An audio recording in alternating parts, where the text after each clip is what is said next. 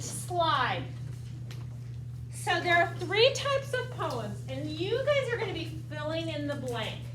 And for this first blank, I just want you to write down this first line, that a lyric poem is a poem which expresses strong thoughts and feelings. Okay, and you know that when you listen to music, they'll always talk about what are the lyrics to the song. Well, and songs express emotion. So you've got songs that could be classified as lyric poems, and then you also have modern poems. Has anybody ever been to a poetry jam? Like, these are fun, where people read poems and the audience, if they like it, do this kind of thing. The snapping. Yeah, yeah. And so back before COVID, there used to be places like Scuppernong, Yes, I where went they there. would That's be, where I yeah, went. they would do poetry jams, and it's really, really interesting. I'm gonna show you some different types of poetry this week that are modern. We're gonna deal with more older poetry. But lyric poems, there are 3 types. Next slide. So an ode, that's the first blank, that's A. You need to write that down. So an ode, it sounds so old. It is a poem of medium length. It's usually formal, and it's written about somebody. And so, or something. So one really famous one is called Ode to a Grecian Urn. That is like a poem about a vase.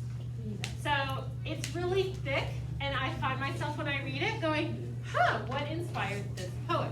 But we're going to read a poem called Ode to My Hands in a minute. And I do want you to write down these samples. This will help you on future assessments. So write down the example, Ode to My Hands. Can you see okay there? If you need to move back there because you're getting a glare. Okay, an elegy.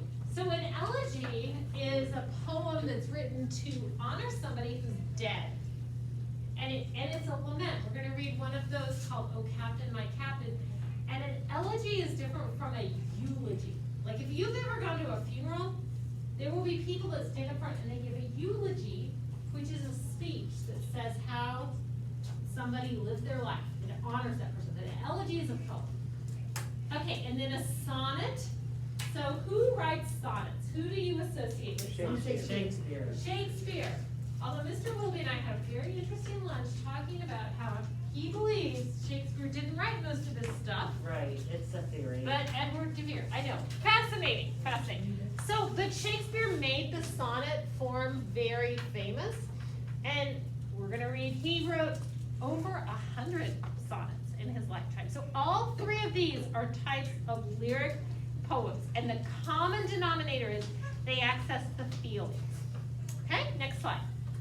So we're going to read Ode to My Hands, and I think rather than read it up here, I want you to turn in your packet. Is sonnet 18 the one that's like, shall I compare these with some of this? Yes. Page 3. Do page 3. And you guys, everybody's probably going to read today. It's very good for you to practice speaking up. Oh, and good news, just today I got the approval that you can speak without your mask.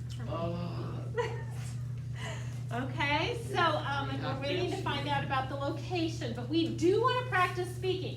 So we're going to read this ode out loud, and I want you to try to be extra loud with your mask. So Sarah, would you start, and could you read the first part? And then Lena, can you pick up with the break where it says waiting, okay?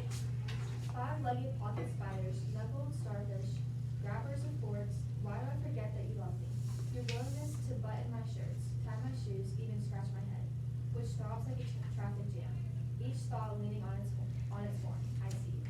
Waiting any place, always at the ends of my arms for the doctor, for the movie to begin, for freedom, so silent, such patience, testing the world with your bold, Myopia.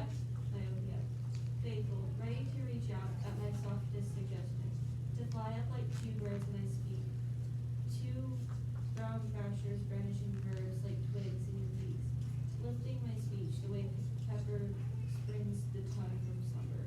Oh. Okay, like most odes those are really old.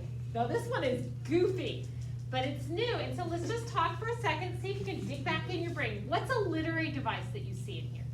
Like a simile, metaphor, alliteration, raise your hand.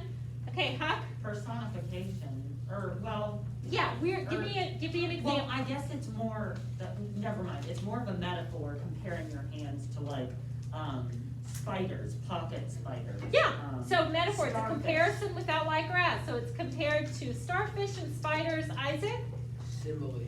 where do you see simile?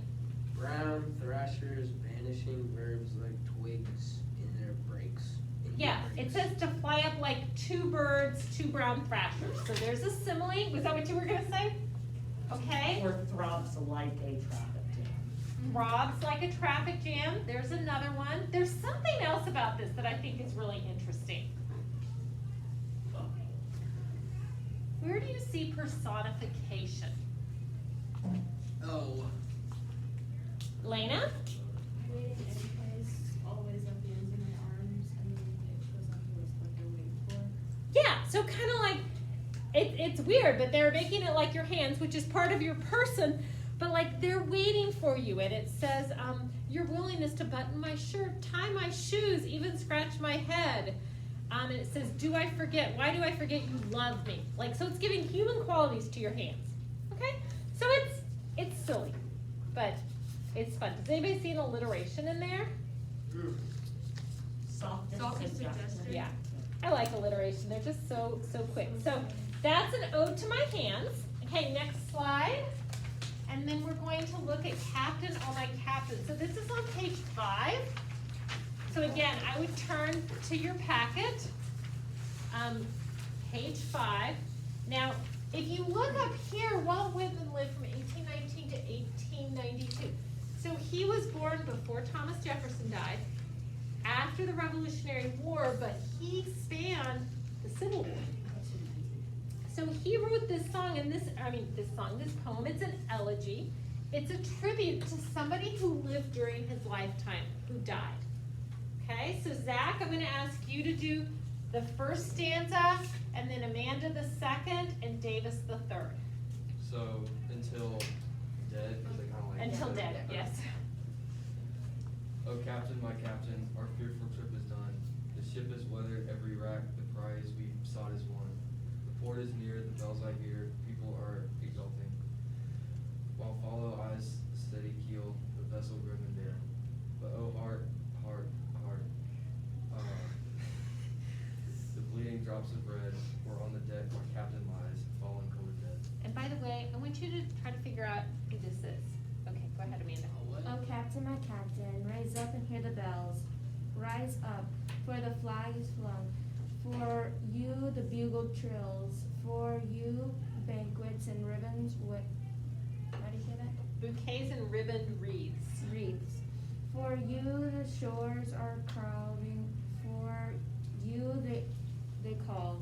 The swaying mass, their eager faces turning. Here, captain, dear father, these arms beneath your head.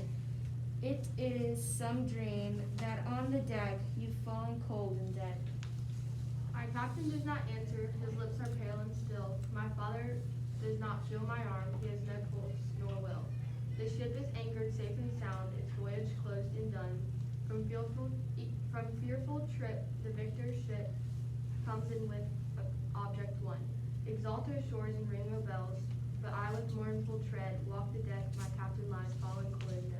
Okay, so Zach and Amanda and Davis, without even trying to, all of you fell into the rhythm of this poem. Every poem has a rhythm, even if it doesn't rhyme.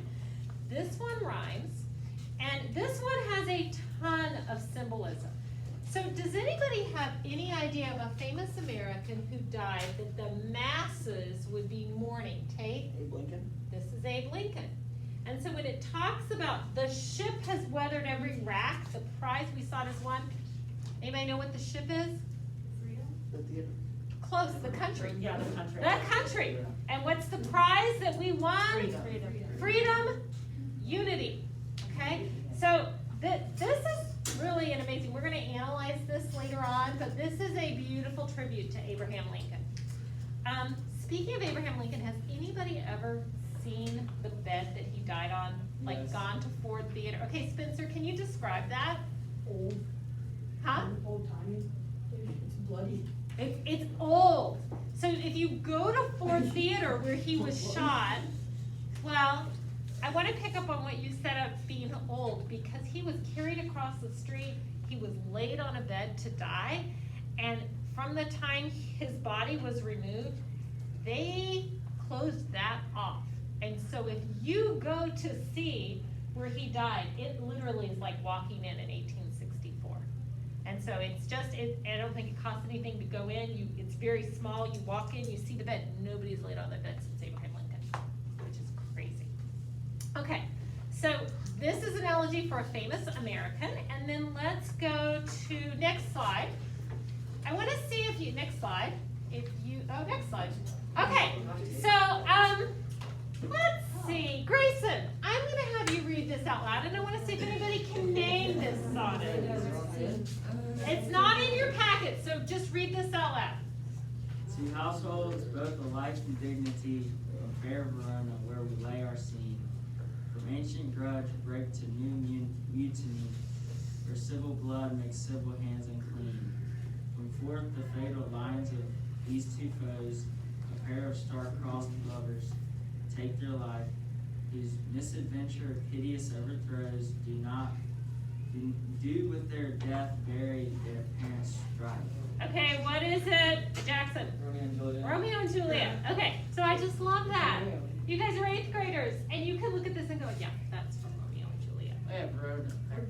Fair Verona, I know, but you know what Verona is. If I surveyed people on the street, most people would not be able to identify that. So turn to page 4. There's another sonnet. This is very famous. There's actually 2 here. We're going to read sonnet 18. Owen, I'm going to ask you to read about half of it, and then Jaden, if you can pick up when he stops. It's on page 4, sonnet 18. What do I read? Just whenever you want to stop. Shall I compare thee to a summer's day? Okay, Owen, be louder. Shall I compare thee to a summer's day? Thou art more lovely and more temperate. Rough winds do shake the darling buds of May, and summer's leaves have all too short a day. Sometimes do hot the eye of heaven shine, and often is his gold complexion dim, and every fair from fair sometimes decline. By chance or nature's changing course untrimmed, I thy eternal summer shall not fade, nor lose possession of that fair thou. Oust. Nor shall death brag the wonders in his shape, when eternal binds to time the Roast, yes. so long as men can breathe or eyes can see, so long with ghostliness gets left to be. Okay, so this one is harder than the other ones we've read. Why is this hard? There's no rhythm. Well, there is a rhythm. There is. The apostrophes kind of make it. The apostrophes make it hard. It's also written in Middle English. Yeah. Okay, so it's not old. It's not like Beowulf English, but it's Middle English, and we're not used to that.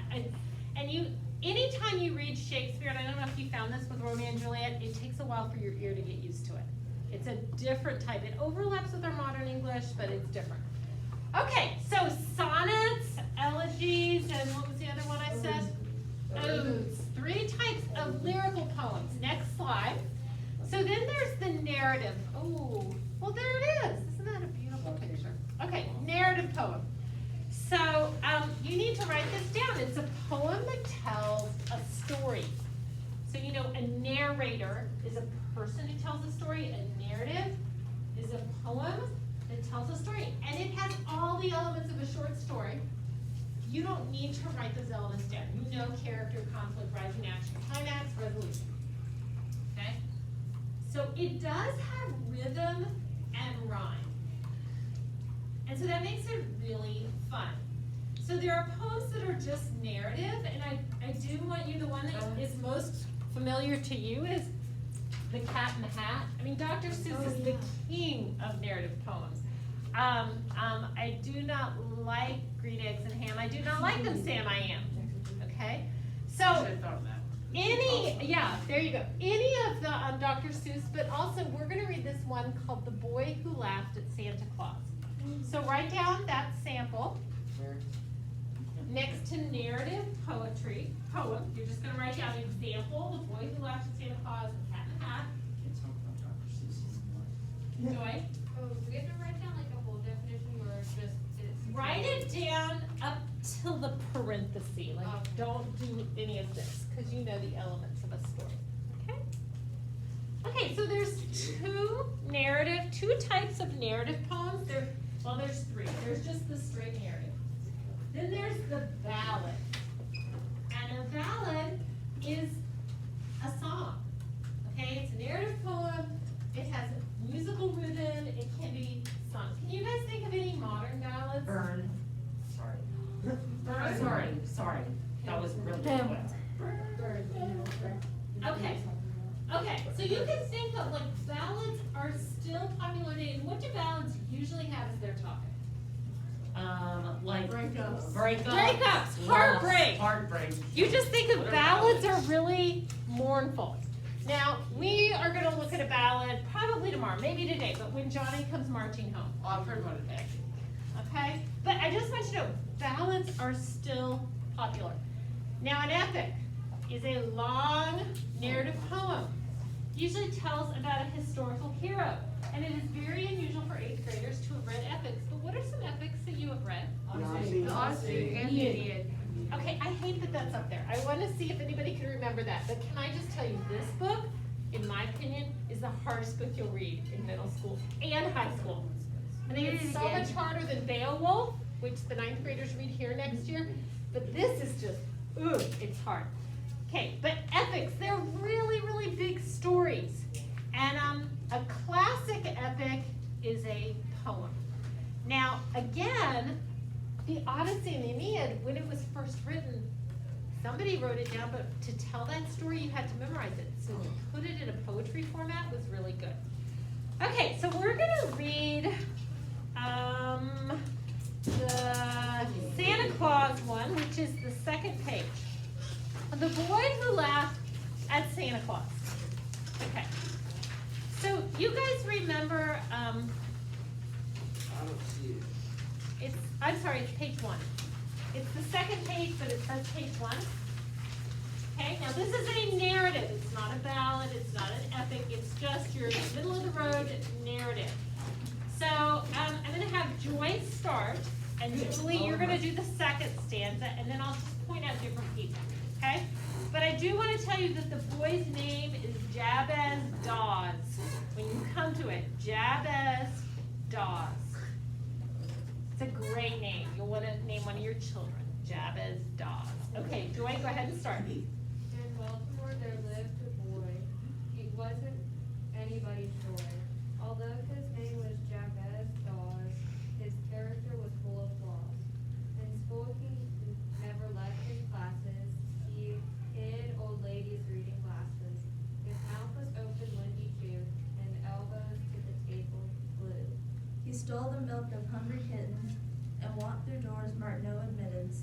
He said he acted thus because there wasn't any Santa Claus. Another trick that tickled Jabez was crying boo at little babies. He brushed his teeth, they said in town, sideways instead of up and down. Hey, Isaac? Yet people pardoned every sin and viewed his antics with a grin, till they were told by Jabez Dawes there isn't any Santa Claus. Deploring how he did behave, his parents swiftly sought their grave. They hurried through the portals purely, and Jabez left the funeral early. Okay, Griffin? Okay, Griffin, you gotta be loud. From child to child, he sped and spread the legal line. Sure as my name is Jabez Dawes, there isn't any Santa Claus. Slunk like a weasel or a martin, through nursery and kindergarten, whispering low to every tot, there isn't any, little who's not. Okay, Audrey? No beard, no pipe, no scarlet clothes, no twinkling eye, no cherry nose, no sleigh, and furthermore, like Jiminy, nobody coming down. Okay, Reagan? The children left while Christmas Eve and Jabez chortled of his sing. No infant dared to come of his stocking for fear of Jabez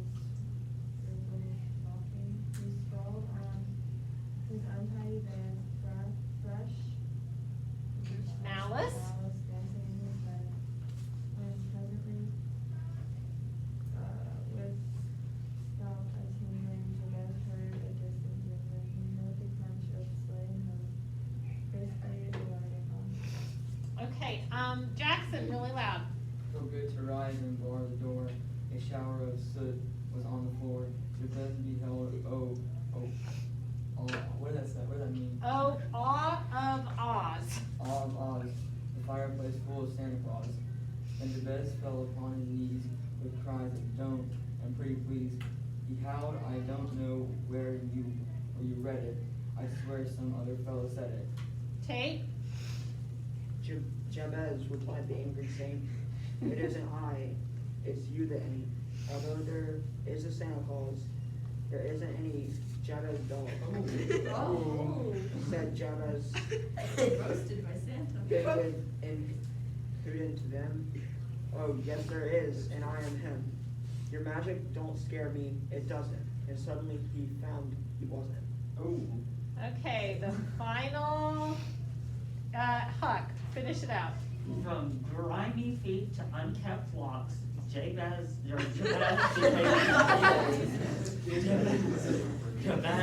a jack-in-the-box, an ugly toy in Santa's sack, mounting the blue on Santa's back. The neighbors heard his mournful squeal. They searched for him, but not with zeal. No trace was found of Jabez's dolls, which led to thunderous applause. And people drank a loving cup and went and hung their stockings up. Should I read on? Yeah, just finish it. All you who sneer at Santa Claus, beware the fate of Jabez Dawes, the saucy boy who mocked the saints. Donder and Blitzen licked off his paint.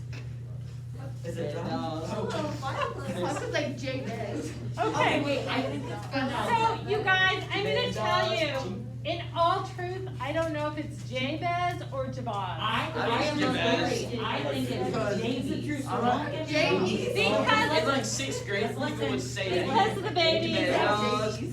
Another trick that tickled Jabez was crying boo at little babies. But you know what? JB's Dawes doesn't have the pack of Jabez. Then what about Jabez? Jabez Dawes. Okay, but we know for sure the last name is Dawes. So last class we were reading this, and some of the people that I had their siblings 2 years ago were like, is this where my brother learned Jabez Dawes? He says that all the time. And I was like, yeah, this is it, because this is such a weird name. Okay, I hope you don't have nightmares. He got turned into a jack-in-the-box. This is awful. It's dark. It's very dark. Reindeer's licked off his paint. That's the end. Okay. But you guys, this would be a different kind of story if it didn't rhyme. The rhyming really adds so much. Okay? So that's a good example of a narrative. I think, let's do When Johnny Comes Marching Home. No, we're gonna save that. Just go to the next slide. Okay, we're gonna go to the next slide. Okay, so a descriptive poem. Okay, you're gonna write this down. It's a poem that describes the world using imagery and adjectives. Okay, so you're gonna have lots of similes and metaphors and personification, lots of strong 5-sense words. Okay, and I would say, remember when we went out in the fall and you guys sat down by the woods and you had to find some piece of nature to write a poem about? Yes. Or a descriptive paragraph? That's what descriptive poetry is. It's really trying to appeal to your senses and make it come alive. And I know it's really, you're like, please go to the next page. Well, the next page was homework, and I decided to delete that. So there is no next page. Okay, we're gonna read this and then we'll go back and we'll do When Johnny Comes Marching Home. So Spencer, have you read? Nope. Have you? Anybody who has not read? Who Spencer has, I think. Yeah. Has everybody in here read? Yeah. Jack, would you read this? Both these, and everybody listen. Tiger, tiger, bird in the night, in the forest of the night, what immortal hope or eye could frame the fearful scene? In what distant deeps or skies burnt the fire of thin eyes? On what wings does he aspire? What the hand there sees the fire? Okay, so what is this describing? A tiger. It's actually describing more when I let you see the rest of the poem. Okay. Why is it spelled like that? Why is it, oh, tiger? Because it's old, it was written like in the 1700s, and it's British, so British spelling is weird, they'll use Y's for I's. Okay, can you take us back? And can you click up there on that YouTube? Because this particular poem was put to music. Okay, let's see. I didn't get to try this with the other class. Let's see if this will come up. This is an old Civil War song. Ding it, John. Okay. Is it, now we get to play with the sounds. That was great. I know this song. Hold on, the words will come up, I think. Yeah. It's like when the ants come marching up or something. Is there words?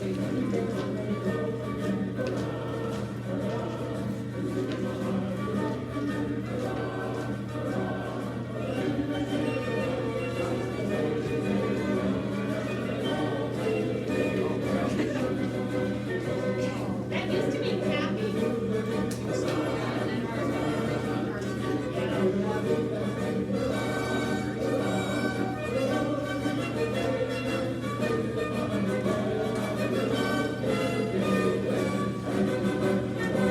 Okay, please stop it. They don't sing in tune, do they? They're It's off, really they're off. so off.